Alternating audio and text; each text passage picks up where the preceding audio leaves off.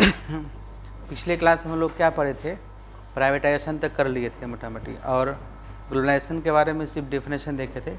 और ग्लोबलाइजेशन को आज बहुत ही डिटेल्स में लोग पढ़ेंगे, और साथ ही साथ PDF हम शेयर कर दिए हैं जिसको आप देख लीजिएगा। बेसिकली देखिए, हम लोग लंबा पढ़े हैं कि न्यू इकोनॉमिक रिफॉर्म में सबसे लास्ट वाला जो हमारा जो कंटेंट था उसका नाम है ग्लोबलाइजेशन, जिसको हिंदी में कहते हैं वैश्वीकरण कहते हैं।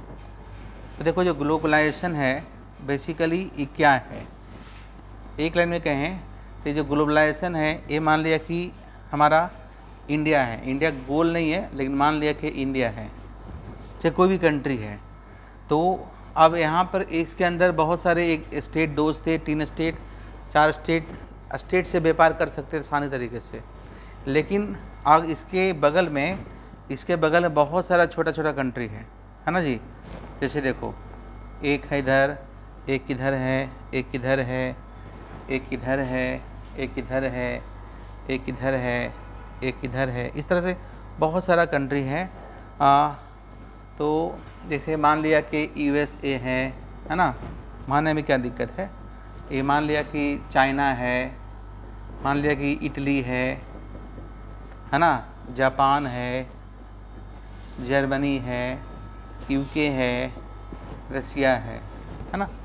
तो अब है क्या कि 91 में जो पॉलिसी आया था न्यू इकोनॉमिक रिफॉर्म 26 जून है ना, तो उसमें कहा गया कि अब Indian economy is going to be integrated with the economy of the rest of the world for the economic activity, है ना।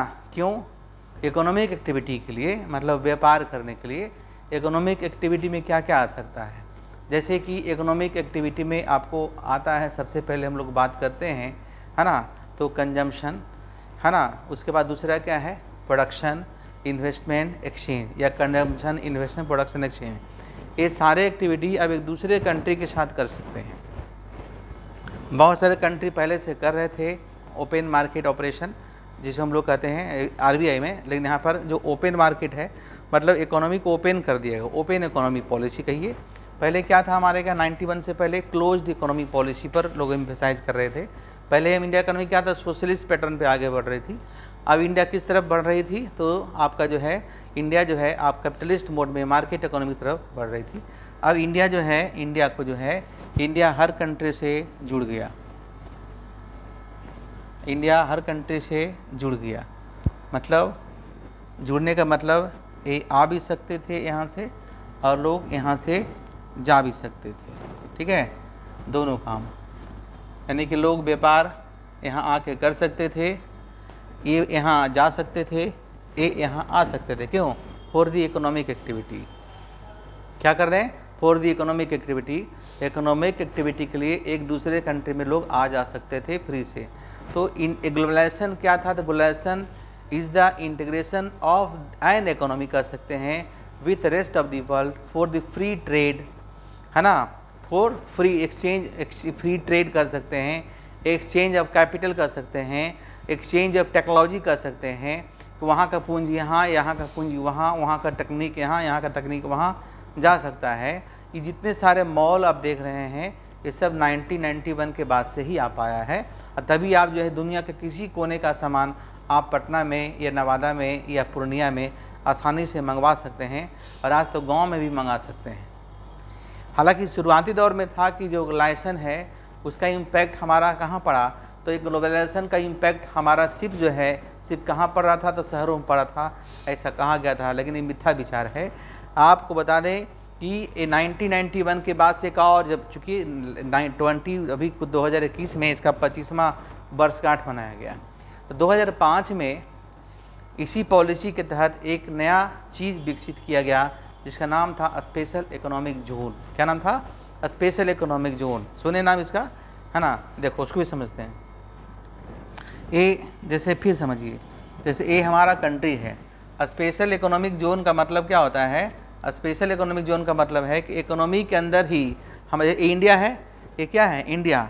इस इंडिया के अंदर ही फिर एक स्पेशल जोन बनाया गया, है ना। जैसे मान लीजिए एक जोन ए है ना, एक जोन इधर बनाया गया, एक जोन आपका जो है इस तरह से बनाया, तो कि हर एरिया अलग अलग टाइप का होता है, मैंने ले लिया है। जैसे मान लिया कि ये गाज़ियाबाद को स्पेशल इकोनॉमिक जोन बनाया गया, जैसे मान लिया कि नोएडा को स्पेशल इकोनॉमिक जोन बनाया गया, और जैसे आप देखते हो गुड़गांव को स्पेशल इकोनॉमिक जोन बनाया गया। तो इंडिया में ही था। अब इस एक था बेसिकली पूरे ग्रामीण क्षेत्र था, लेकिन कहा गया कि इस एरिया में यानी इसको घोषित कर दिया गाज़ियाबाद एक स्पेशल इकोनॉमिक जोन है। तो ऑब्जेक्टिव क्या था?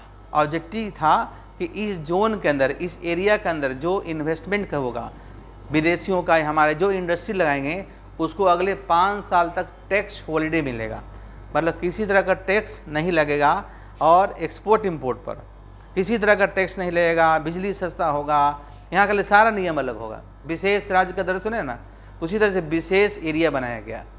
और ये क्यों? ताकि हमारे के लोग इन्वेस्टमेंट यहाँ करें, टैक्स नहीं लगेगा, और अगले 5 साल तक आधा टैक्स लगेगा, 10 साल तक, यानी कि 10 साल तक जनरली हम लोग इन्फेंट इंडस्ट्री कहते हैं किसी को।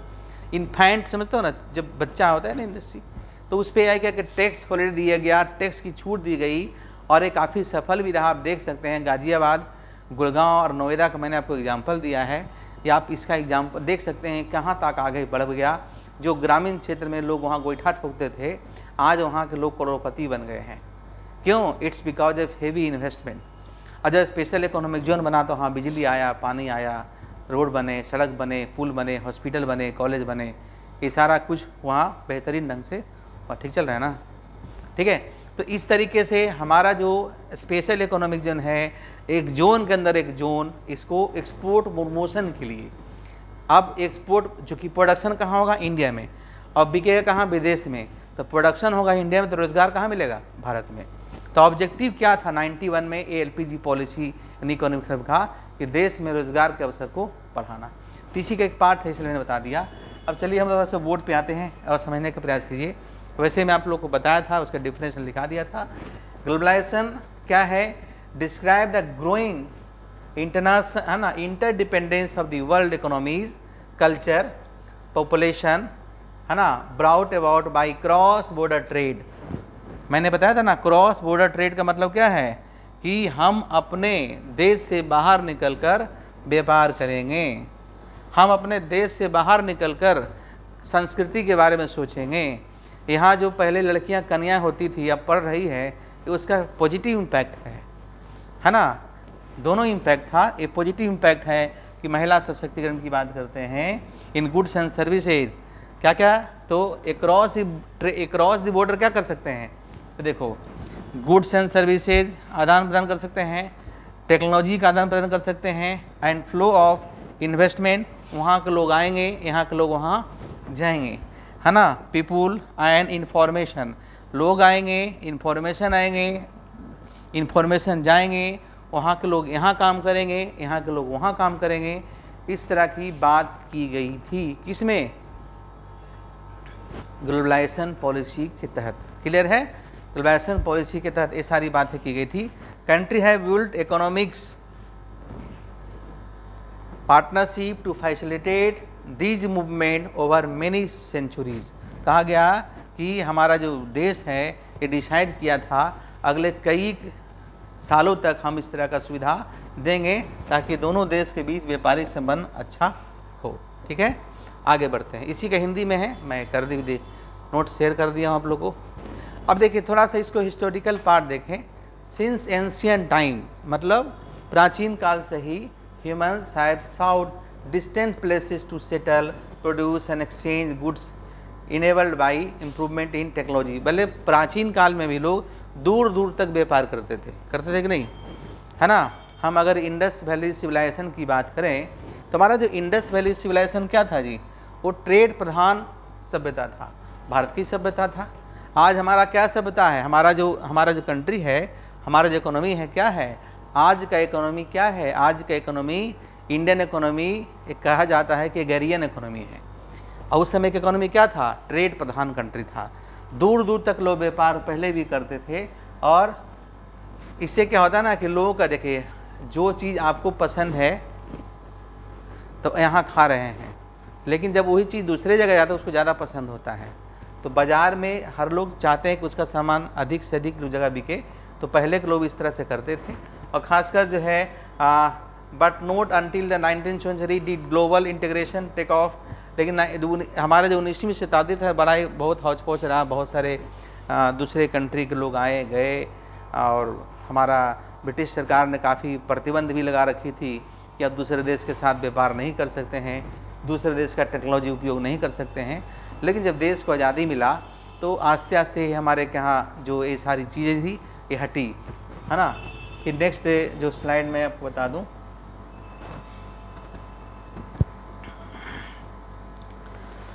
देखो बेसिकली जो ग्लोबलाइजेशन है ग्लोबलाइजेशन टेंड्स इवेंचुअली, है ना, wind crash in the catastrophe of world war followed by the post war protectionism.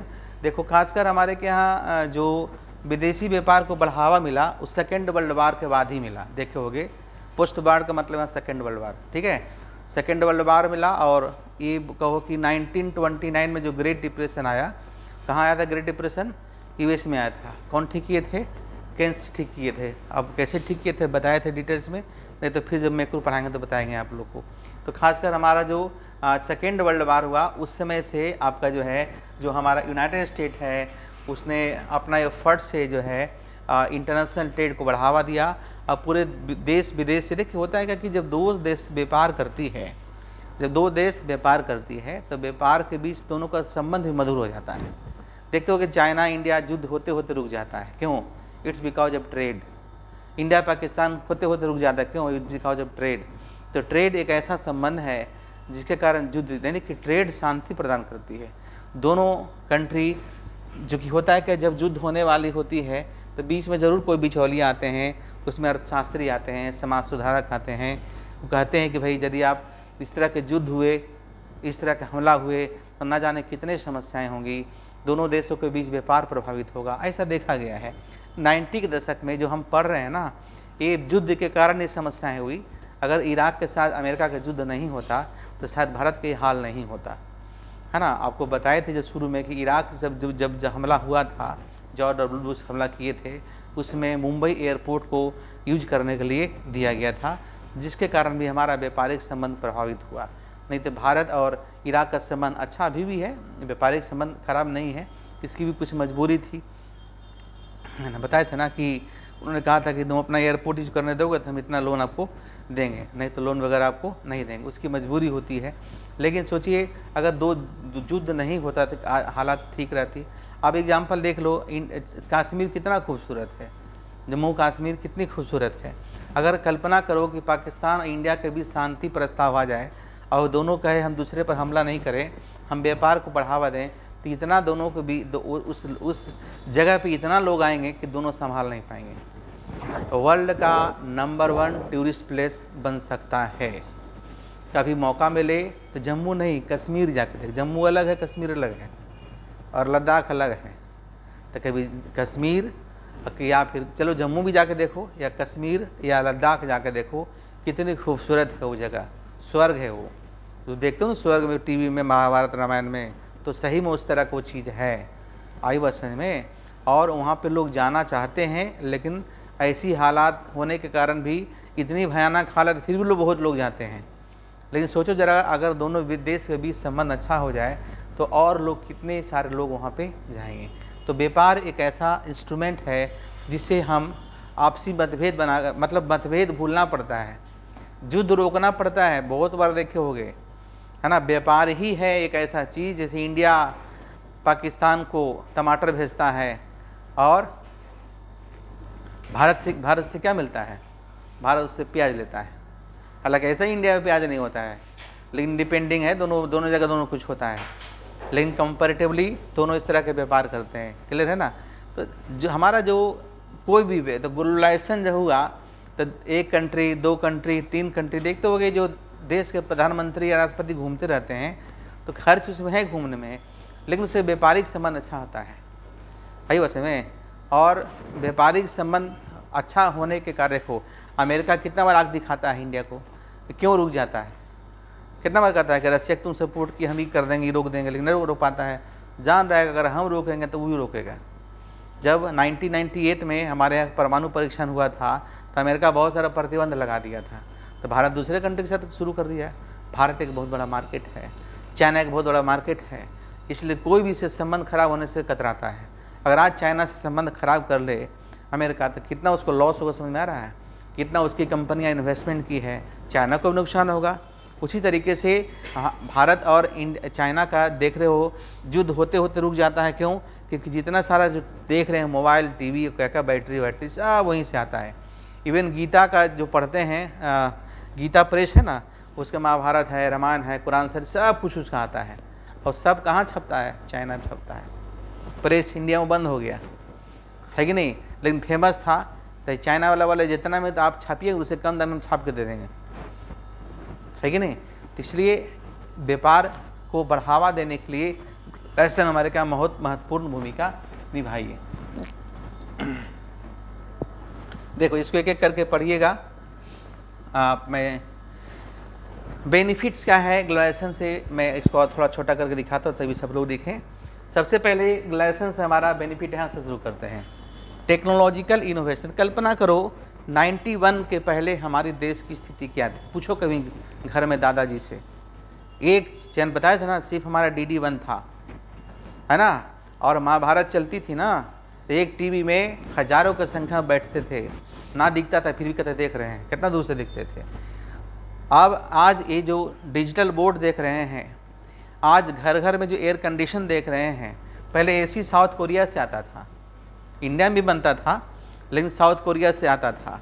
Scooter लेने के लिए लोग को महीनों नहीं सालों वेट करा। स्कूटर, बजाज का स्कूटर, जब पड़ा जो बोलो पता रहा, स्कूटर लेने के लिए महीनों वेट करना पड़ता था।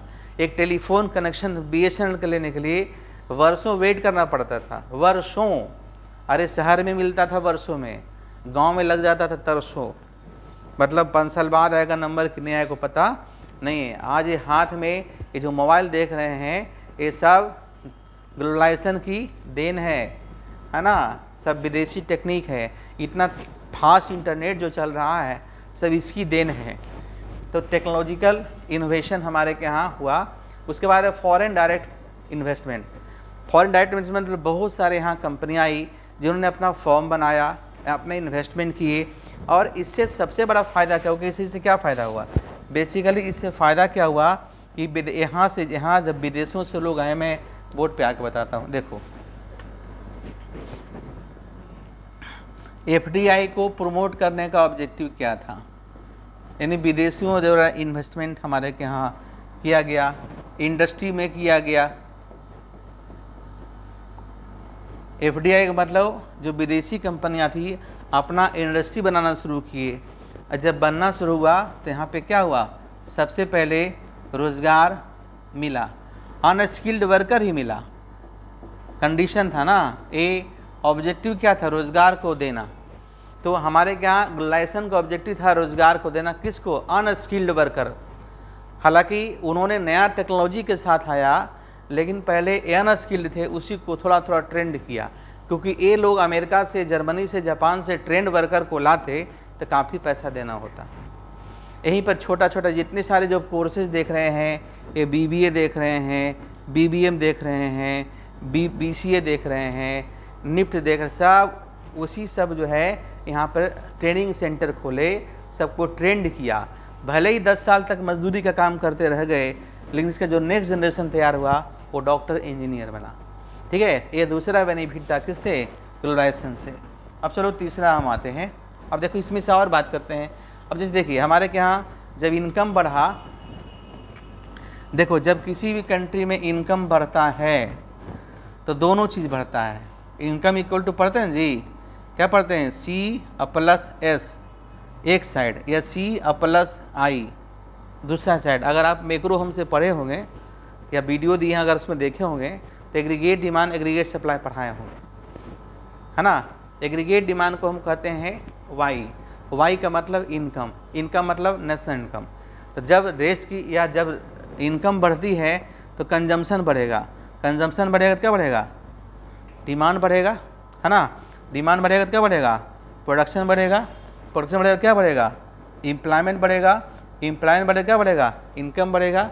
और कितना एक समय, चूँकि मनुष्य का नेचर है एक समय के बाद वो सेचुरेशन पॉइंट पर पहुँच जाता है। तो जब इनकम होता है तो कुछ पैसा वो खर्च करते हैं और कुछ पैसा वो सेविंग करते हैं। ये भी बताए थे कि यदि इनकम जीरो होगा तो भी कंजम्पशन जीरो नहीं होगा, वो अलग डिटेल्स में बताए हैं, वो देखिएगा। तो सेविंग भी बढ़ेगा।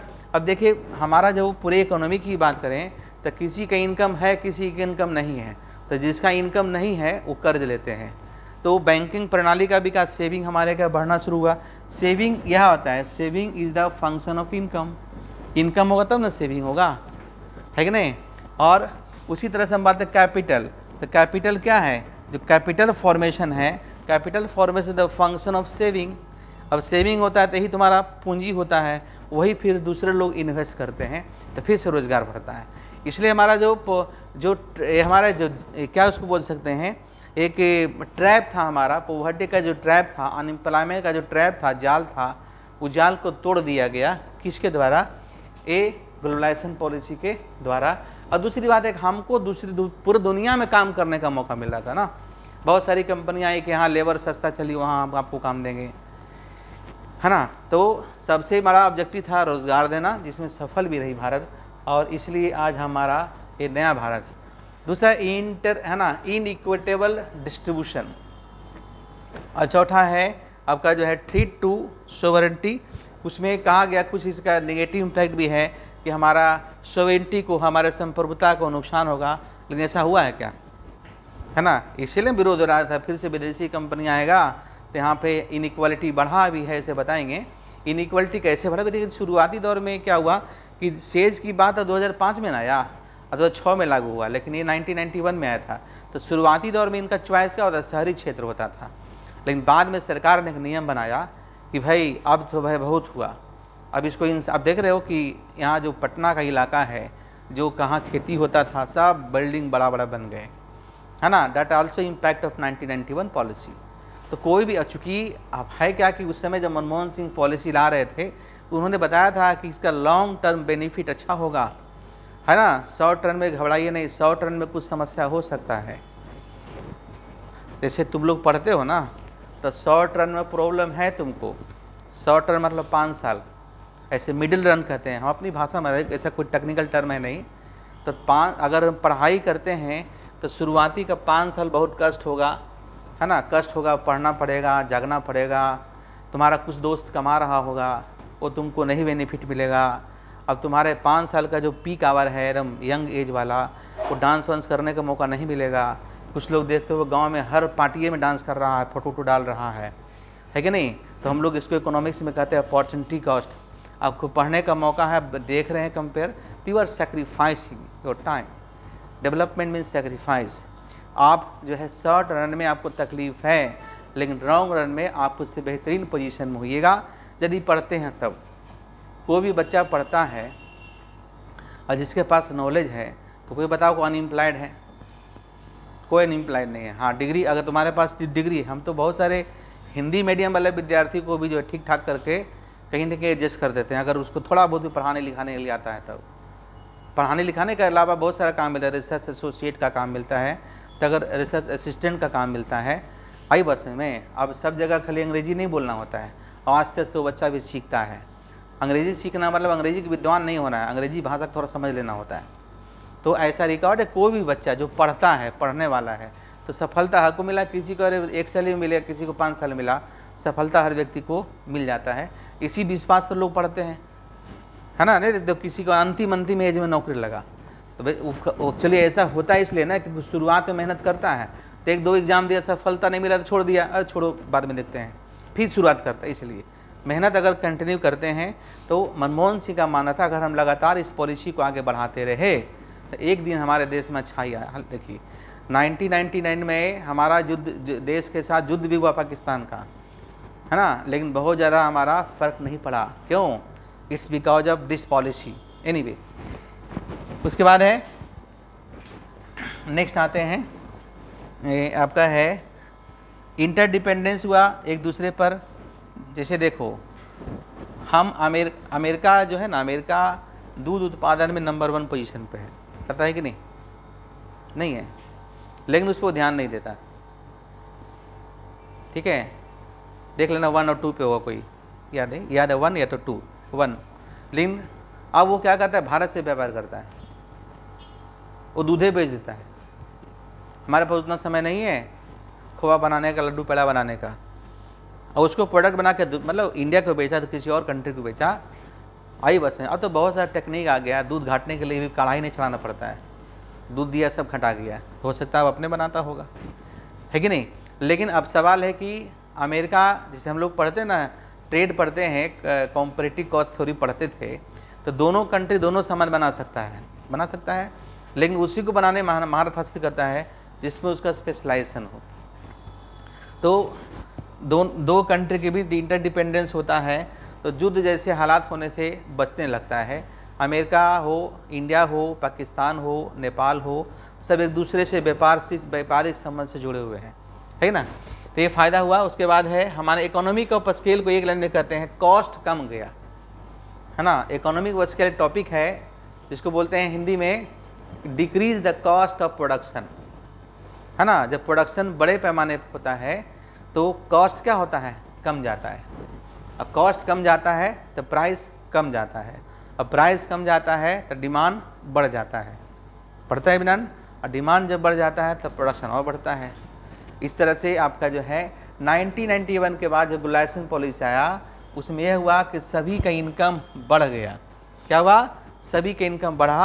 और ख़ासकर देखा गया, थोड़ा सा देखो, ये आपका एक इंग्लैंड की तस्वीर है, जब स्टीम शिप, एक है स्टीम इंजन, स्टीम शिप मतलब जो मशीन से चलने वाला जहाज़ जब शुरुआत हुआ ना, तो उससे व्यापार को ज़्यादा बढ़ावा मिला। पहले नाव से लोग चलते थे, जब मशीन आया तो मशीन जो इलेक्ट्रिक वाला देख रहे बाद में आया, सबसे पहले स्टीम शिप आया था। उससे हमारा क्या हुआ, हमारा जो है स्टीम शिप हुआ, ये टेलीग्राफ हुआ, accelerate global commerce along with the industrialisation and mass production. ये बहुत पहले की बात है, ये तो उस समय की बात है जब हमारा देश गुलाम था। याद करो, वो पीरियड है इंग्लैंड में इंडस्ट्रियल रेवोल्यूशन का। हमारे क्या बहुत उस समय सोच भी नहीं सकते थे, हमारा कोई अस्तित्व भी नहीं था। और हम लोग पढ़ते भी हैं पेपर में, economic history of the world, उसमें बताते हैं इंग्लैंड में सबसे पहले इंडस्ट्रियल रेवोल्यूशन क्यों आया, है ना। इंग्लैंड में सबसे पहले इंडस्ट्रियल रेवोल्यूशन क्यों आया। इंग्लैंड में इंडस्ट्रियल रेवोल्यूशन आने के पीछे बहुत सारा कारण था। वहाँ पे एक स्टेबल गवर्नमेंट था, वहाँ पे नेचुरल रिसोर्सेज था, पॉलिटिकल स्टेबिलिटी था, और हमारा बहुत सारा कॉलोनी उसके पास था, जिसके कारण रॉ मटेरियल उसको औने पौने दाम पर आपको मिल जाता था। वहाँ से शुरुआत हुआ और उसका बेनिफिट उसको मिला। होता क्या है कि जब आपको बड़ा मार्केट मिलता है, जैसे देखो लोग ऑनलाइन पढ़ाते हैं, अभी जब हम लोग ऑफलाइन पढ़ते थे तो ऑफलाइन में कितने बच्चे होते थे, 2 4 10 बच्चे होते थे। अभी तुम यहाँ पे मान लिया कि 50 बच्चा है तो ऑनलाइन भी 100 बच्चा है ना, वो पढ़ रहा है। तो वो एक होता है कि आज ये जो आपका डिजिटलाइजेशन है वो मार्केट को ओपन कर दिया ना, यानी कि हम सिर्फ पटना में थे नहीं, पूरे इंडिया में कहीं से लोग पढ़ सकता है। लेक्चर्स देख रहा होगा, जब बाद में देखेगा, बाद में ख़रीदता है। तो मार्केट जब बड़ा होता है तो प्रोड्यूसर्स को फ़ायदा होता है। देखने में लगता है कि उसको नुकसान हो रहा है, उसको फ़ायदा होता है। ठीक है, उसके बाद आइए, ये सब आप देखिएगा घर पे जाके। जो हमारा ग्लोबलाइजेशन है उसका हमारे समाज पे क्या प्रभाव पड़ा, ये देखते बात करते हैं। ऐसे तो हम लोग बहुत देख ही रहे हैं कि क्या समाज पे प्रभाव पड़ा। हमारा स्टैंडर्ड ऑफ लिविंग बढ़ा, एक एक पॉइंट करके ऐसे देखते हैं। क्वेश्चन पूछता है कि what has been the effect of globalisation on Indian society. तो सबसे पहले हम बात करें कि जो इंडिया का जो ग्रोथ है वो पहले से काफ़ी अधिक बढ़ा, क्योंकि 1950 से हमारा 85 तक का जो ग्रोथ रेट है लेस देन 3%, मैंने आपको बताया था। उसके बाद हमारा ग्रोथ रेट मतलब जीडीपी का ग्रोथ क्या वो बढ़ा। जीडीपी का बढ़ना मतलब उत्पादन बढ़ना, उत्पादन का बढ़ना मतलब रोज़गार को बढ़ना। तो कहिएगा सर रोज़गार तो उतना बढ़ा नहीं, रोज़गार बढ़ा बहुआ लेकिन पॉपुलेशन बढ़ गया। लेकिन अब है कि जॉबलेस ग्रोथ का कंसेप्ट आया। तो देखो बता रहे हैं बेसिकली ग्रोथ तो हो रहा है, बैंकों का मुनाफा तो बढ़ रहा है, रोज़गार नहीं मिल रहा है। It's because of technological upgradation, है ना। तो भारत में एक समस्या हुआ ग्लोबलाइजेशन आने के बाद। वो समस्या क्या था, वो समस्या था बाबू, उसको हम लोग बोलते हैं स्ट्रक्चरल अनएम्प्लॉयमेंट। स्ट्रक्चरल अनएम्प्लॉयमेंट इसको हिंदी में क्या बोलते हैं? संरचनात्मक बेरोजगारी।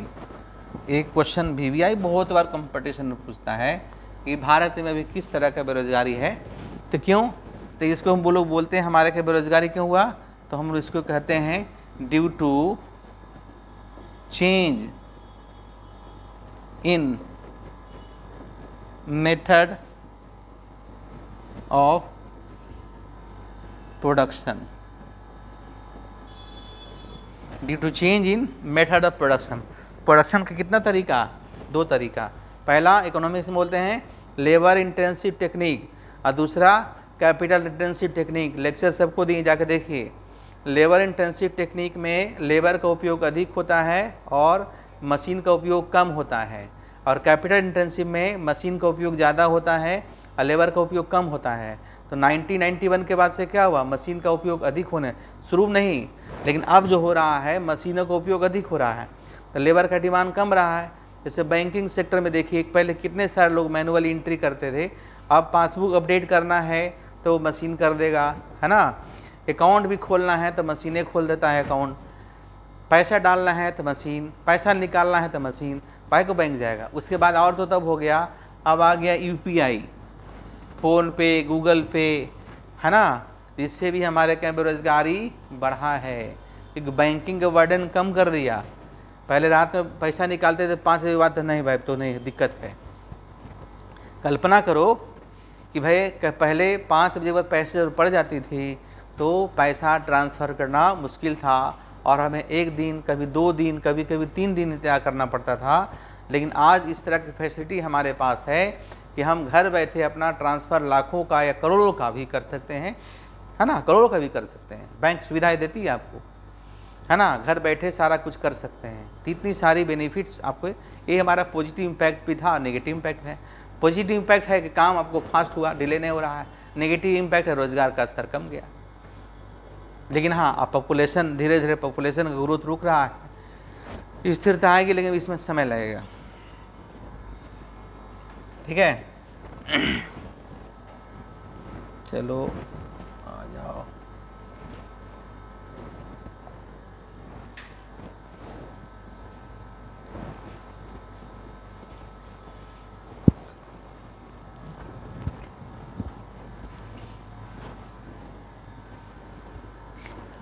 देखो एक एक करके हम लोग देखते हैं कि हमारे कहाँ इसका एडवांटेजेस क्या है ग्लोबलाइजेशन का। तो ग्लोबलाइजेशन का एडवांटेज हमारा देख लो, पहले दोनों चीज़ बताएंगे।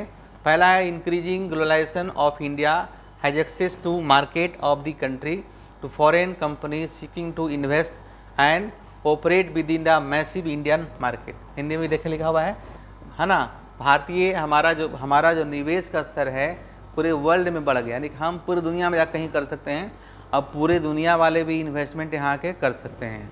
इसे दोनों कंट्री में इकोनॉमिक एक्टिविटी बढ़ा, और इकोनॉमिक एक्टिविटी बढ़ने से हमारा प्रोडक्शन और इन्वेस्टमेंट बढ़ता है, जिससे दोनों कंट्री को फ़ायदा होता है, रोज़गार का स्तर बढ़ता है। जैसे आज चाय है, समोसा है, जो देख रहे हो इंडियन फूड आइटम में आता है, तो दूसरे कंट्री में बिकता है ना। और आप चाउमीन पिज़्ज़ा खाते हो ना, दूसरे कंट्री का है ना, तो दोनों फ़ायदा है। यहाँ भी लोग पिज़्ज़ा बर्गर खूब पसंद करते हैं, यहाँ भी बहुत सारे चॉकलेट पसंद करते हैं। कि देखो चॉकलेट सेहत के लिए हानिकारक है ना। अमेरिका में बच्चों को चॉकलेट नहीं खिलाता है, लेकिन अब यहाँ लोग खा रहा है। अच्छी चीज़ थोड़ी है, अच्छी चीज़ नहीं है चॉकलेट। वो भूख लगने ही नहीं देता है, बच्चा को आदत लग जाता है, ख़राब हो जाता है। ठीक है, उसके बाद दूसरा इसका फ़ायदा था, दूसरा फ़ायदा इंक्रीज इन द एम्प्लॉयमेंट, ये बता दिए ऐसे, फिर भी रोज़गार के स्तर में वृद्धि होना। तीसरा initially globalisation gave the foreigners access to an inexpensive robust labour force. और शुरुआती दौर में, अब नहीं, जो विदेशी थे उसको सस्ता लेबर मिला, अब कहाँ मिलता है ना। शुरू में सस्ता लेबर मिला, लेकिन अब जानते हो पहले लेबर इम्पोर्ट हो गया, कहते हम इतना पैसा लेकर काम करेंगे। आने वाले कल में लेबर मिलेगा नहीं, सारा काम खुद करना पड़ेगा।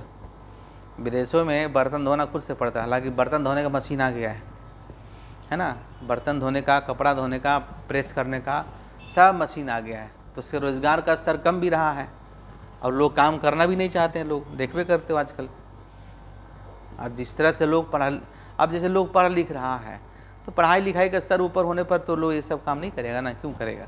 लेकिन इंडिया में इतना आसान नहीं, इंडिया बहुत बड़ा हमारा ग्रुप है इस तरह का लोग, अभी लंबे समय तक चलेगा, इसलिए चिंता की विषय नहीं है। उसके बाद है, ये तो ऐसे हम बता ही दिए हैं, रोजगार में वृद्धि पहला। दूसरा आपका इसका है कि सर्ज इन कंपनसेशन, सर्ज इन मतलब मुआवजे में वृद्धि है। वैश्वीकरण के प्रकोप के बाद मुआवजे का स्तर ऊंचा बढ़ा हुआ है। घरेलू कंपनियों ने जो आंकड़े पेश किए हैं उसकी तुलना में ये आंकड़े प्रभावशाली हैं। विदेशी कंपनियां द्वारा लाया गया ज्ञान और कौशल स्तर पर रूप से उन्नत है, क्योंकि हम लोग जो विदेशों में से लाया गया टेक्नोलॉजी है जिसे हम लोग पढ़ाई लिखाई करते हैं वो काफ़ी अच्छा है और हमें स्किल्ड बना रही है, जिससे हमारे काम करने की क्षमता पहले से बहुत अधिक पहले से बढ़ा है। हमारा स्टैंडर्ड ऑफ लिविंग पहले से क्या हुआ, काफ़ी सुधार हुआ, जैसा कि हम पहले से जिक्र कर चुके हैं। साथ ही साथ आपका जो है हमारा जो कल्चरल इम्पैक्ट हमारा ग्लोबलाइजेशन पे मैं ब्रीफ में बता दूं, कुछ इसका नेगेटिव भी है, कुछ इसका पॉजिटिव भी है। Process of globalisation increase access to television in other entertainment sources, जैसा कि हम शुरू में बताए थे, जिसका पॉजिटिव इम्पैक्ट है। शुरू में लोग कहते थे कि दिन भर लोग सीरियल देखते रहता है, लेकिन वही सीरियल देख देख के और महिलाएं एम्पावर्ड हो गई, क्योंकि बहुत सारे सोशल रिफॉर्म सीरियल चलाया गया, जिससे महिलाओं को लगा, हमारे हाँ कह सकते हैं हमारे अब तो तीसरा दशक हो गया ना भाई, 1991 में तुम्हारी माँ जो होगी वो बहुत यंग स्टेज में होगी और उसको फिर लगा कि नहीं हमको अपने बच्चों को पढ़ाई लिखाई में ध्यान देना चाहिए, क्योंकि पढ़ाई लिखाई से संबंधित बहुत सारा सीरियल उस समय बना था। अब तो हम लोग देखते भी सीरियल नहीं है, बच्चे भी उतना नहीं देखते हैं, लेकिन सीरियल उस समय खूब छाल भी, सीरियल का क्रेज़ तो अभी भी है, ऐसा नहीं है, लेकिन शुरुआती दौर में एक ही चैनल था ना, लेकिन बाद में नया नया चैनल आया था, कलर्स टीवी आया था और बहुत सा सोनी टीवी है जिस पर बहुत सारे सास कभी बहू थी, बहू कभी सास थी, है ना, घर घर की कहानी, ये सभी बातें चलती थी। उसमें देखता था एजुकेशन का इम्पैक्ट हमेशा दिखाता था कि अगर लोग पढ़ लिख गए हैं तो उसको लोग दबा नहीं सकता है। एक और आनंदी करके कुछ सीरियल आता था, उसमें भी देखोगी पढ़ाई के महत्व को दिखाया गया है ना। देखिए जो सुसाइड कर ली थी वो एक सीरियल इस तरह से हमको चला। उसके बाद है दूसरा देख लो, there is an increase in the global food chain, ये हम डिस्कस कर चुके हैं, यहाँ का रेस्टोरेंट वहाँ, वहाँ का रेस्टोरेंट यहाँ।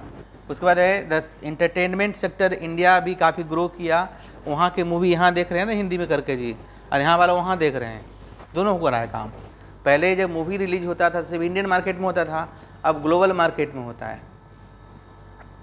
आजकल देख रहे हैं चाइना का मूवी खूब चल रहा है हिंदी में करके, पहले साउथ इंडियन वाला आया, फिर चाइना वाला आया, फिर हॉलीवुड वाला आया। इस तरह से व्यापार का स्तर बढ़ा है, रोजगार स्तर का स्तर बढ़ा है।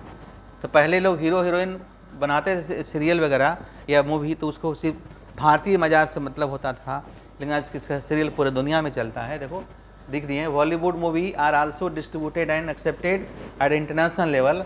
Big international companies like Walt Disney, 20th century Fox and Columbia Pictures are investing in this sector. विदेशी लोग इन्वेस्ट भी कर रहे हैं। अब देखते हो कि पहले मूवी बनाते थे तो पैसे की दिक्कतें होती थी डायरेक्टर, अब बड़ी बड़ी कंपनियां लोग इसमें लगाते हैं कि अमेरिका की तरह मूवी यहाँ भी बनेगा हॉलीवुड टाइप का।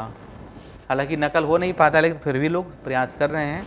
और ख़ासकर देखते हो साउथ इंडियन जो मूवी है उसमें खूब इस तरह का मारधाड़ होता है, तो लोग इन्वेस्ट कर रहे हैं।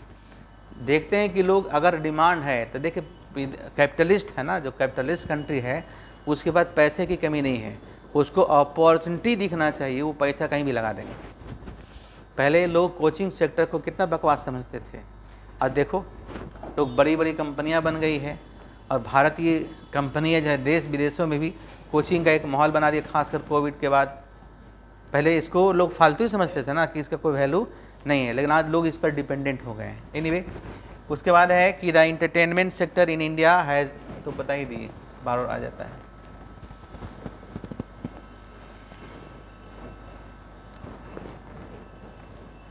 देखो खासकर हम बात करते हैं एजुकेशन पर इसका क्या प्रभाव पड़ा। तो foreign university are collaborating with different Indian university, जिससे हमारा एजुकेशन का स्तर खासकर रिसर्च में काफ़ी वृद्धि हुआ है। अशोका विश्वविद्यालय आपका जो है इंडिया में ही है ना, और बहुत से विदेशी यूनिवर्सिटी से भी आप डिग्री यहाँ ले सकते हैं। उसका सेंटर खोल रही है यहाँ पर, जहाँ से आप पढ़ाई कर सकते हैं। पहले लगता था ना कि लंदन स्कूल ऑफ इकोनॉमिक्स में पढ़ाई कैसे होती है, हार्वर्ड में पढ़ाई कैसे होती है। तो आप वहाँ की पढ़ाई आप देख सकते हैं, भले आपको एडमिशन लेना पड़े। अब उस तरह की व्यवस्था है कि देखो होता है क्या कि एक तो हम लोग डीडी पहले डिस्टेंस एजुकेशन से कोर्स करते थे, तो कोई हमें पढ़ाई लिखाई होता नहीं था। अब है कि भाई इतना टेक्नोलॉजी डेवलप कर गया है कि जो हम क्लास आपको दे रहे हैं वही लोग कहीं बैठ कर देख रहे हैं। तो उसी तरीके से जो डिस्टेंस मोड में क्लास करेंगे बच्चे, उसके लिए लेक्चर प्रसारित किया जाएगा। आने वाला कल में इस तरह की बातचीत चल रही है कि लंदन स्कूल ऑफ इकोनॉमिक्स का, हार्वर्ड विश्वविद्यालय का, दिल्ली विश्वविद्यालय का, अमिटी का, IIM का जो पढ़ाई होता है, जो डिस्टेंस मोड से बच्चे क्लास करते हैं, पैसे की कमी के कारण नहीं आ पाते हैं। तो अगर चूँकि प्राइवेट यूनिवर्सिटी बहुत सारी है, लोग उसके लिए पैसा पे करते हैं, तो है क्या कि यदि हम चाहते हैं, मेरे विचार से, कि लोग शिक्षित हो, तो क्यों ना भाई सभी लेक्चर को प्रसारित कर दिया जाए। सभी बच्चे सीखेंगे कि दिल्ली के प्रोफेसर कैसे पढ़ाते हैं, है ना, हार्वर्ड के प्रोफेसर कैसे पढ़ाते हैं, तो लोग को इन्फॉर्मेशन एक्सचेंज होगा। ये हमारा बात चल रही है, अभी इतना आसान नहीं है। ये हमारा समझो एक तरह से इंटेलेक्चुअल प्रॉपर्टी राइट के अंदर है कि हम अपना लेक्चर हम क्यों प्रसारित करेंगे, है कि नहीं। लेकिन ये है कि जो बच्चा इसमें आपको पढ़ेगा उसके लिए ये बेनिफिट मिल सकता है। ठीक है। Indian educational system embraced globalisation through the information technology. देख रहे हो भाई कि आज हम लोग इतने इंफॉर्मेशन के साथ आपके साथ आते हैं, ये भी कहीं ना कहीं उसी का इम्पैक्ट है। जो बोर्ड पे पढ़ रहे हैं, ये बोर्ड भी आपका दूसरे कंट्री US का बोर्ड है ना, कहीं US का है, कहीं चाइना का है, कहीं आपका कोरिया, साउथ कोरिया का है। तो ये सारी बोर्ड आप जो देख रहे हैं, पढ़ रहे हैं, ये सब कहीं ना कहीं शायद अगर ये पॉलिसी लागू नहीं होता तो आपको ये बोर्ड पे पढ़ने को नसीब नहीं होता। ठीक है। उसके बाद है shift from largely uneducated to industrial society. अब दूसरी बात है कि हमारे यहाँ जो अनएजुकेटेड लोग थे, पहले इंडस्ट्री में शिफ्ट किए और इंडस्ट्री से पढ़ के लिए उसको एक रोज़गार का अवसर मिला, उसके बच्चे पढ़े लिखे और एजुकेशन पर पॉजिटिव इम्पैक्ट है। ग्लोबलाइजेशन का एजुकेशन पर पॉजिटिव इम्पैक्ट है। आज जितने लोग पढ़ते हैं विदेशों में, पहले उतने लोग नहीं पढ़ते थे। और आने वाला कल में अगर सही रहा, सब कुछ सही रहा, इंडिया में भी है आपका कई, एक यूनिवर्सिटी का नाम याद नहीं आ रहा है, वो भी दिल्ली में ही है, एक तो है अशोका यूनिवर्सिटी, एक महाराष्ट्र में भी है, जहाँ विदेशी लोग भी आके पढ़ रहे हैं, है ना, जहाँ विदेशी लोग भी आके पढ़ रहे हैं। मतलब ऐसा मैंने सुना है, इन्फॉर्मेशन देखा है। मैं उस पर भी एक PPT बनाऊंगा कि अगर इस तरह का पहले भी था, हमारे का नालंदा विश्वविद्यालय में, तक्षशिला विश्वविद्यालय में पूरी दुनिया से पढ़ने लोग आते थे, या पटना विश्वविद्यालय में लोग पढ़ने के लिए आते थे। तो इस तरह का अगर रहा तो हमारे कंट्री में भी लोग दूसरे कंट्री से पढ़ने के लिए लोग आएंगे। इंडिया चूँकि पहले इस तरह का सुविधा, globalization promotes the new tools and technique such as e learning, अभी डिस्कस किए थे बाबू, है ना। E-लर्निंग का मतलब क्या हुआ कि जो हार्वर्ड में पढ़ते हैं अब हम यहाँ पढ़ सकते हैं। बहुत सारे लेक्चर अपलोड भी किया यूट्यूब पर, देख सकते हो।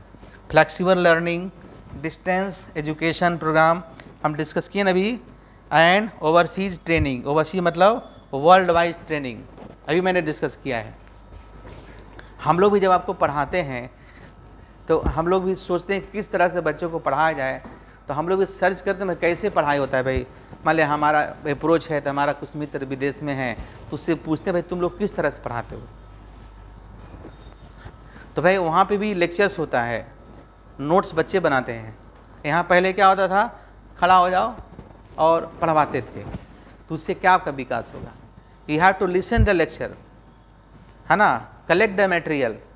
जब तक आप खुद से नहीं लिखिएगा तो कैसे कंसेप्ट होगा। आप पढ़िएगा, लिखिएगा, तो क्रॉस चेक कीजिएगा। हम जो बता दिए उसको क्रॉस चेक, यानी कोई भी टीचर बताएं तो अच्छे बच्चे क्रॉस चेक करते हैं ना। हम जो बता दिए कल को आपको पढ़ाना हो तो पहले अपडेट होइएगा, तब तो ये सारा बेनिफिट हमें कहाँ से मिला। तो भाई हमें ग्लोबलाइजेशन पॉलिसी लागू होने के बाद हमारे के अपने आप के जो हमारा जो हमारा ये सेक्टर्स है उसको बहुत बड़े पैमाने पर सुधार करने का मौका मिला है। बाकी आप देखिएगा, अब देखो ग्लोबलाइजेशन के सामने बहुत सारा चैलेंजेस भी रहा है, बहुत सारा जगह इसका विरोध भी हुआ है। आज इतने जो पुल वगैरह देख रहे हैं, विदेशी कंपनियां बहुत सारे पुल रोड बना रही है, इसमें कहीं ना कहीं हमारी इस पॉलिसी की बहुत बड़ी देन थी कि हमारा जो देख रहे हैं कि आज पुल बन रहा है, पहले क्या होता था देखते हो पुल बनता है ढह गया, रोड बना आधा खट गया। तो विदेशी इन्वेस्टमेंट जो है बड़े पैमाने पर हमारे यहाँ होना शुरू हुआ, और विदेशी इन्वेस्टमेंट शुरू होने से सबसे बड़ी फ़ायदा क्या हुआ कि यहाँ पर जो है काम डिले नहीं हुआ। पहले देखते थे जब कोई रोड बन रहा है तो 10 साल तक बन ही रहा है, आज बड़े बड़े पुल जो है देखते होंगे कि 2 से 3 सालों में तैयार हो जाता है। ये संसद भवन कितना कम समय में तैयार हुआ। तो कहीं ना कहीं जो भी चाहिए रॉ मटेरियल, तो पैसे की कमी नहीं है ना, और मार्केट की कमी नहीं। पहले तो हर सामान मंगाने के लिए विदेशों से सरकार से परमिशन लेना पड़ता था, लाइसेंसिंग राज, परमिट राज, कोटा राज बताए थे ना।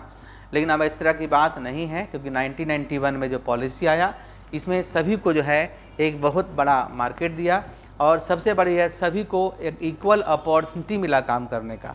अगर आपके अंदर क्षमता है तो आप नौकरी ले सकते हैं।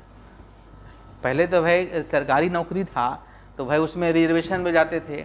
तो सबसे बड़ी बात है कि किसी भी प्राइवेट विश्वविद्यालय में जाओगे तो अगर तुम्हें प्रोफेसर बनना है, टीचर बनना है, तो तुम्हें इक्वल एफिशिएंट होना होगा।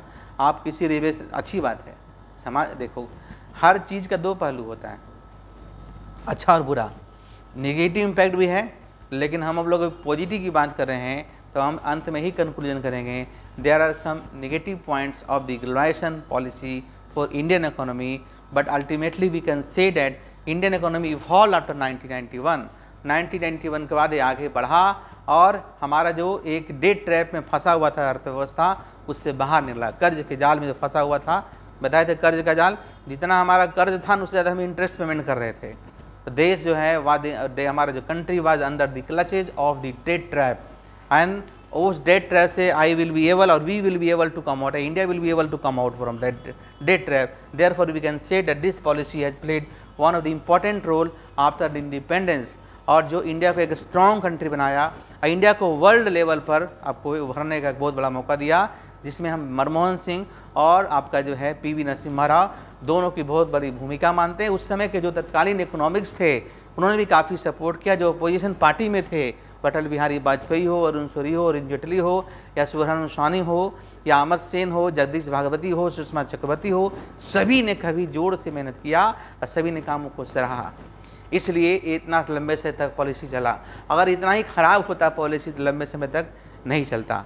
हाँ, इसमें कुछ नुकसान भी हुआ कि इंडिया के छोटे छोटे कंपनी, क्योंकि वो लोग भाई सोए हुए थे, उसको सरकार ने मौका दिया अपने आप को सुधारो। कैसे आप लोग को, बहुत लोग को सरकार मौका दे, रिजर्वेशन है सुधारो। अब जब नहीं सुधरे, रिजर्वेशन परमानेंट नहीं होता बाबू, है कि नहीं। लेकिन है कि लोग एक जनरेशन पढ़ जाता है तो उसका नेक्स्ट जनरेशन पढ़ा हुआ ही होता है, समानता ऐसा ही देखा गया है। अब कुछ कुछ नहीं भी होता है, अब बात है। चलो आज यहीं तक रखते हैं और फिर हम मिलते हैं।